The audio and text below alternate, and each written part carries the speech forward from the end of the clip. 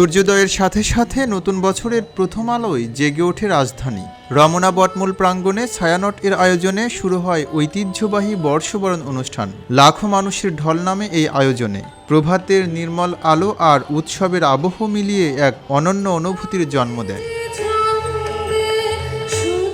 বাঙালির এই আয়োজন উদযাপনে অংশ নেন বিদেশিরাও। So everything I feel familiar with, and everything is excited, interesting. Everybody is happy. অন্যদিকে ঢাকা বিশ্ববিদ্যালয়ের চারুকলা অনুষদ হয়ে ওঠে উৎসবের আরেক কেন্দ্রবিন্দু। সেখানে অনুষ্ঠিত হয় বহুল প্রতীক্ষিত বৈশাখী শোভাযাত্রা।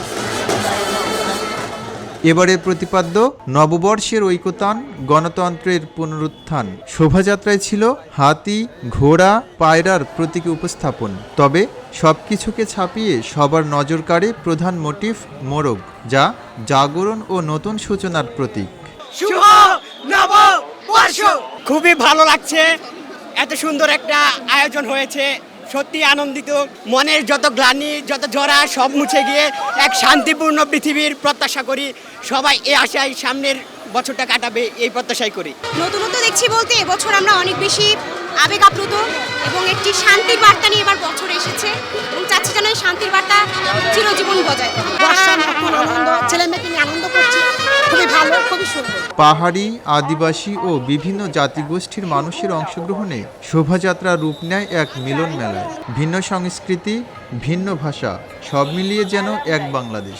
পুরো আয়োজন আমাদের খুব ভালো লাগছে, নাচ গান করছি, আমরা অনেক এনজয় করেছি র্যালির মধ্যে। আবার আমাদের সাঁওতাল জনগোষ্ঠীও আসছে, তো অনেক মজা করেছি। বাংলাদেশে বসবাসরত যত ধরনের আদিবাসী জনগোষ্ঠী রয়েছে এবং সকলকে নিয়ে এই যে বৈশাখ উদযাপন করা হচ্ছে, নতুন বছরকে আগমন করা হচ্ছে, এটার খুবই আনন্দ উপভোগ করছি আমরা। সম্প্রীতি হিসেবে দেখতেছি, কারণ আমাদের এই র্যালিতে জাতি, ধর্ম, বর্ণ, তারপরে আমাদের বিভিন্ন ক্ষুদ্র নিকৃষ্ট আদিবাসী গোষ্ঠী, বাংলা জনগোষ্ঠী সবাই একসাথে আমরা আছি, এই বিষয়টা ভালো লেগেছে। এভাবে আমাদের সম্প্রীতির বাংলাদেশে এগিয়ে যাক।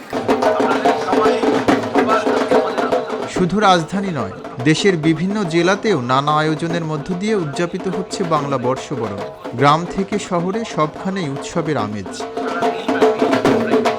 ঐতিহ্য, সংস্কৃতি আর সম্প্রীতির বন্ধনে নতুন বছরকে বরণ করে নিচ্ছে দেশবাসী। এই আনন্দ আর ঐক্যের বার্তা ছড়িয়ে পড়ুক সারা বছর।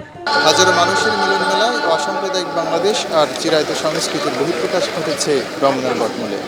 সকলের মুখে উচ্চারিত হচ্ছে মুছে যাক গ্লানি, ঘুচে যাক জরা, অগ্নিস্নানে শুচি হোক ধারা।